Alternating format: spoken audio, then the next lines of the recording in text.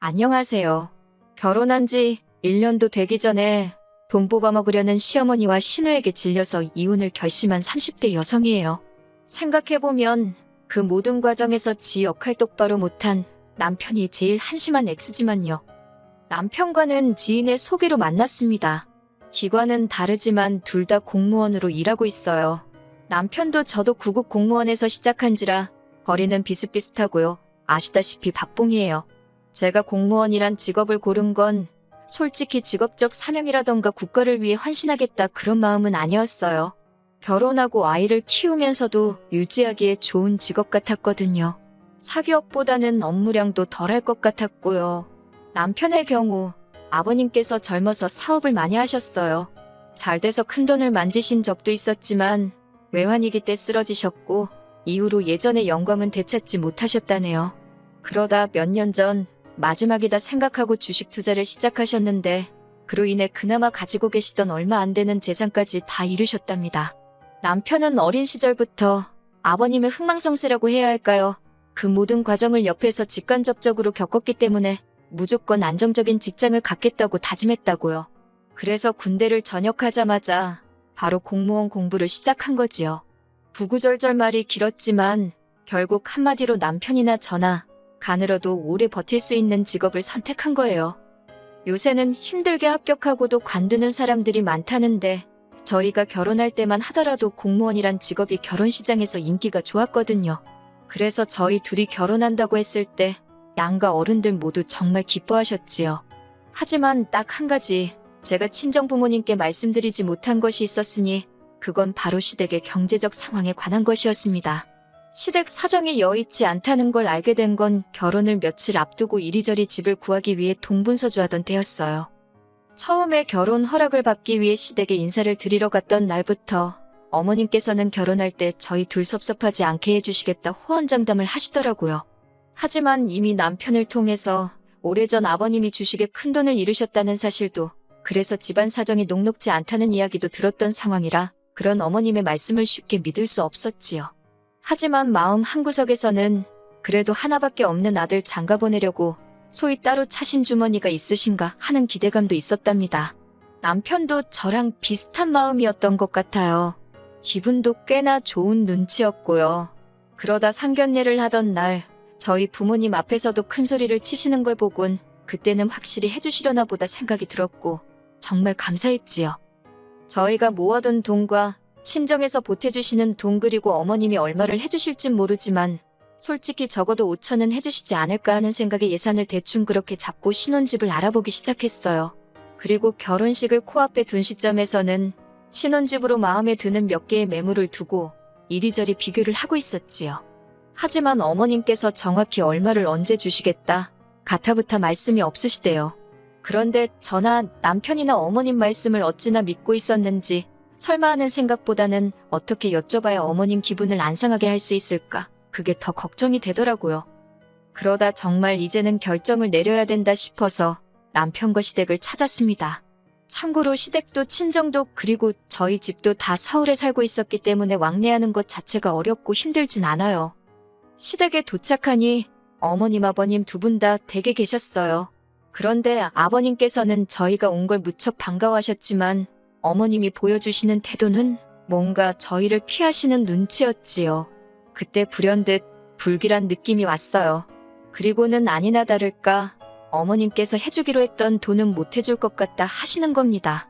남편이 먼저 그게 무슨 소리냐고 약간 높아진 언성으로 물으니 어머님께서 그걸 바로 꼬투리 잡듯 지적하시며 돈을 맡겨놓았느냐 하시는 거예요. 그러면서 너희는 둘이 탄탄한 직장도 있지만 당신들은 나라에서 주는 연금으로 버티고 사는데 기어이 돈을 받아가야겠냐고 그렇게 결혼하면 니네 마음은 편하겠냐고 저희 둘의 양심에 물어보려나요? 제 성격이 원래 좀 긍정적인 편이에요. 안 좋은 상황에서도 좋은 것만 보려고 하는 편이고 그래서 이 와중에도 어머님한테 5천만 원만 기대해서 다행이다 그런 생각을 했지요. 그 정도면 대출을 받아도 허덕이며 갚아야 할 정도는 아니다 싶었고요. 그래서 친정부모님께도 말씀드리지 않았어요. 결혼을 앞두고 걱정하게 하기도 싫었고 중간에서 난처해질 남편을 생각하니 그것도 마음이 안 좋았으니까요.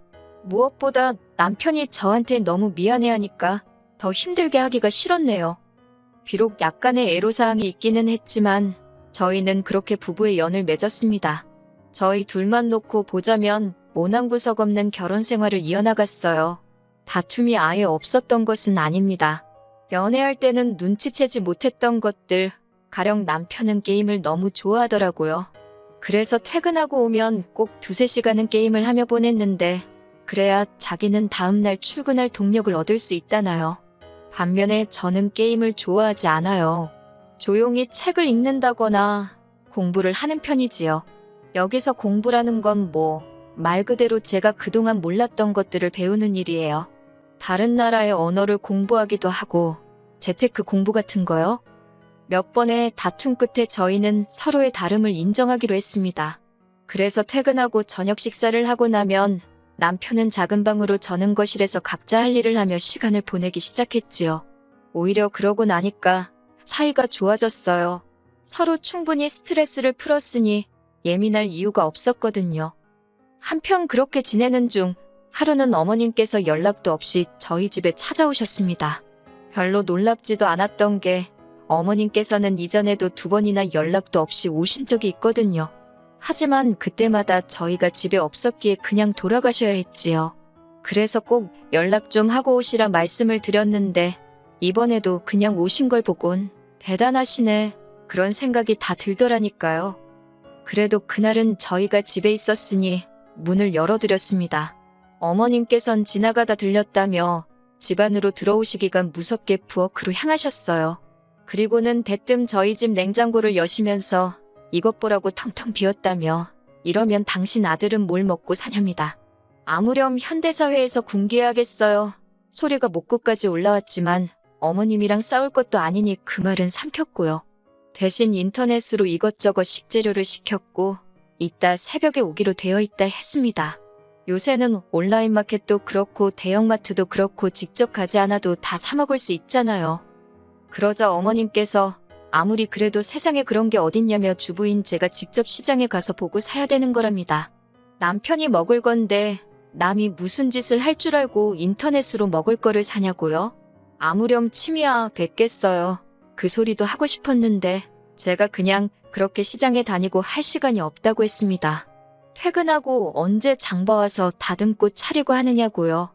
그러자 어머님께선 대뜸 저더러 결혼했으면 살림이 먼저지 공부고 나발이고 그런 건 할 시간이 있고 장보러 갈 시간은 없냐는 겁니다. 여자는 원래 결혼하면 남편이 1순위, 시댁 식구들이 2순위 그렇게 돼야 하는 법이라면서요. 당신도 여자고 딸도 있으면서 어떻게 저런 소리를 아무렇지도 않게 하시나? 신기하대요. 한편 그 와중에 제가 공부하는 건 또 어떻게 아신 건가 싶어서 남편을 쳐다봤어요. 그러자 남편이 나중에 그러더라고요. 제가 공부하는 게 대단해 보여서 신우한테 이야기를 했는데 그 이야기가 어머님한테 들어간 것 같다고. 아무튼 그래서 공부랑 장 보는 건 별거고 그러면 게임하는 어머님 아드님이 장을 보는 게 더 맞겠다 했습니다. 남편은 차를 갖고 출퇴근을 하고 저는 대중교통을 이용하고 있었으니까요.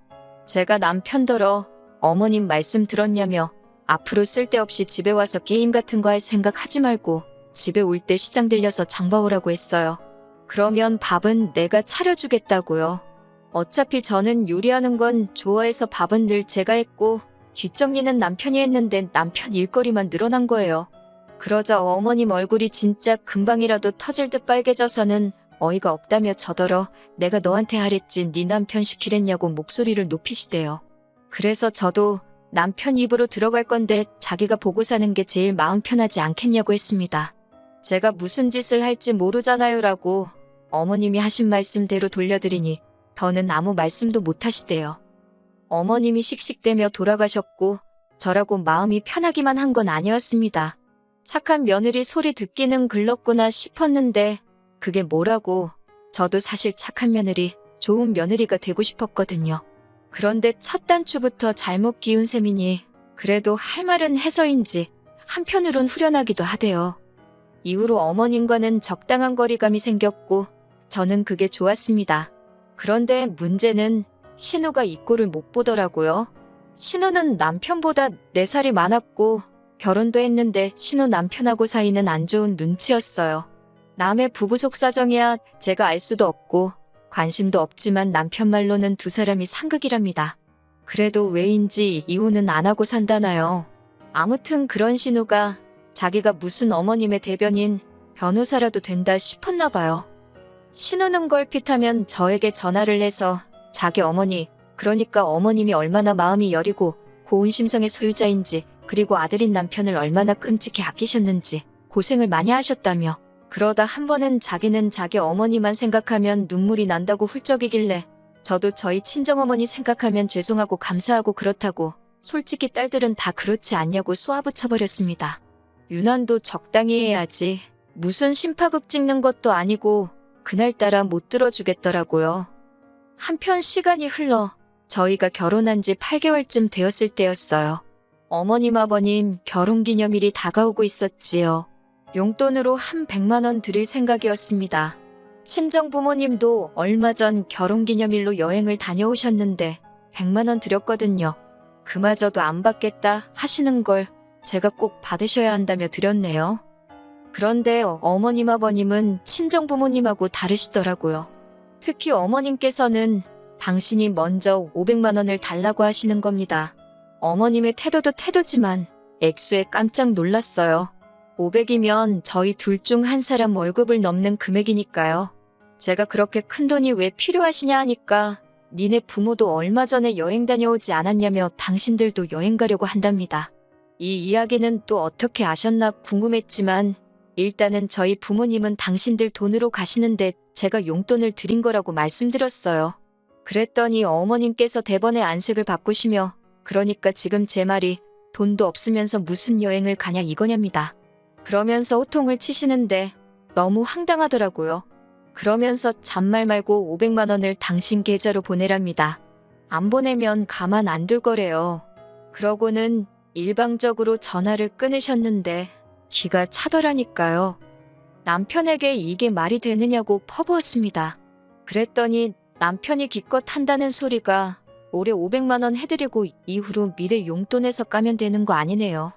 예를 들어 내년에 100만 원 드릴 거에서 80만 원만 드리고 그런 식으로 20만 원씩 까면 괜찮지 않겠냐고요.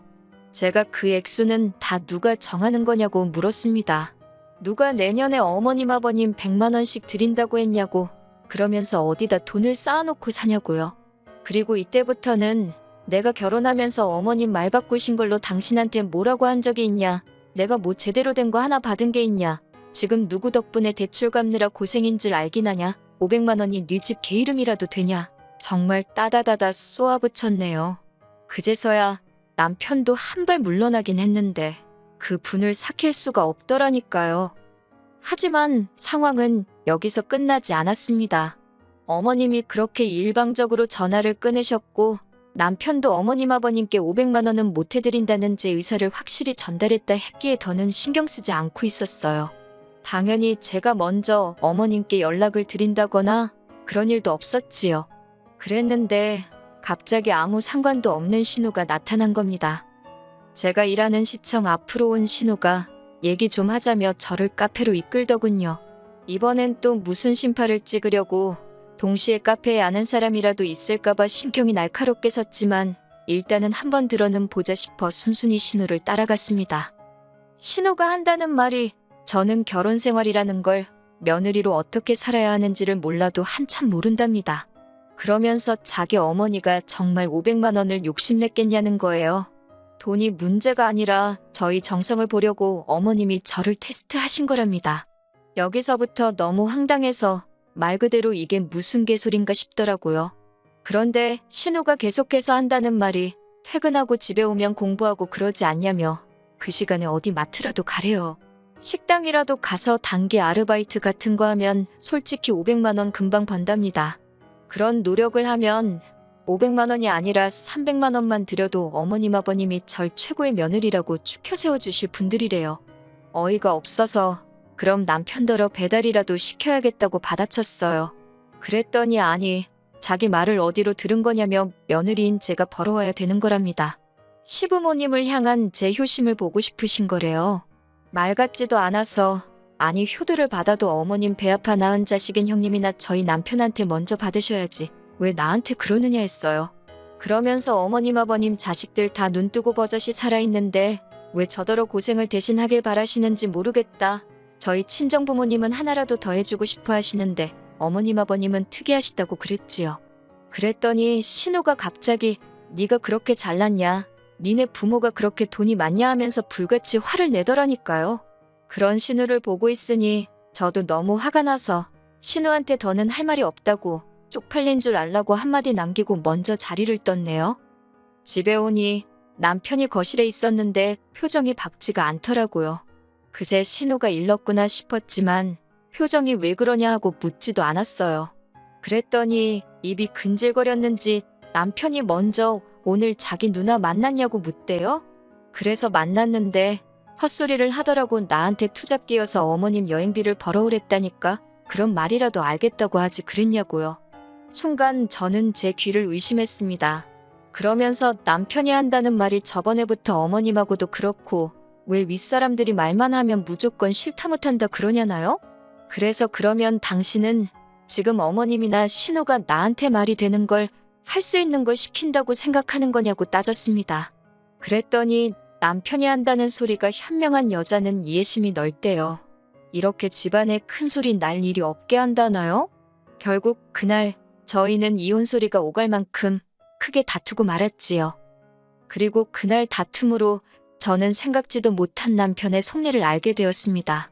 남편 역시 어머님과 마찬가지로 제가 책을 읽고 공부를 하며 제 시간을 갖는 게 마음에 들지 않았던 모양이 돼요. 다른 집 여자들은 남편이 퇴근하고 오면 저녁 차려주고 남편 쉬는 동안 집안일도 대신 한다는데 저는 유별난 것 같답니다. 자기가 마음 편히 쉴 수가 없대요. 그래서 남편더러 기억상실이라도 걸렸냐고 우리 맞벌인 거 까먹었냐고 그러면 나도 공무원 때려치게 당신도 다른 남자들처럼 한 달에 1,000만 원씩 벌어오라고 했습니다. 그러다 냉전 상태로 들어갔어요. 어머님 아버님 결혼기념일은 다가오지 아마 남편 똥줄이 타긴 했을 거예요. 하지만 다 자업자득이다. 이제 그나마 100만 원 드리려던 것도 괘씸해서 한 푼도 안 드리기로 마음먹었지요. 그리고 뭐 남편도 자기 비상금 정도는 있을 거란 생각도 있었고요. 참고로 저희가 결혼할 때 제가 해온 돈이 더 많아서 경제권을 제가 갖고 있었어요. 그러다 정말 결혼기념일까지 3일을 앞두고 남편이 먼저 말을 걸더라고요. 아버님이 어디서 무슨 말씀을 듣고 오셨는지 비행기는 죽어도 안 탄다고 하셨답니다. 당사자가 비행기를 안 탄다 하니 당연히 해외여행은 없던 일이 되었지요.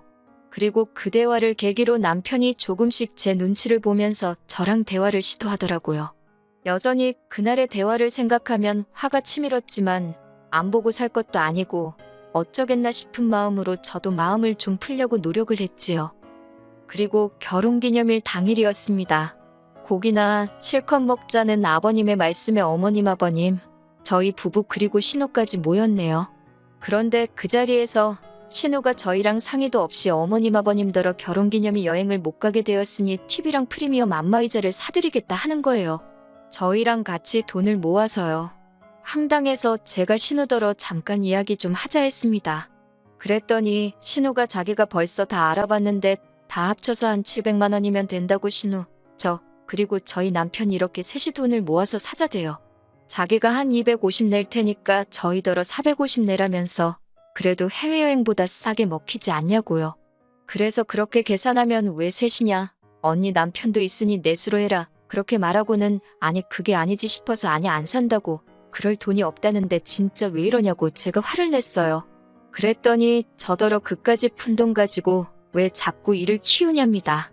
그때부턴 진짜 쪽팔리고 뭐고 할 거 없이 고깃집 복도에서 신우랑 저랑 언성이 높아지기 시작했어요. 그러자 어머님이 뛰어나와서는 당연히 신우 편을 드셨지요. 저더러 돈밖에 모른다면서 아주 그냥 가족을 위해서 일어난 푼 쓸 생각이 없다나요. 그러자 남편이 저를 잡아 끌고 나갔습니다.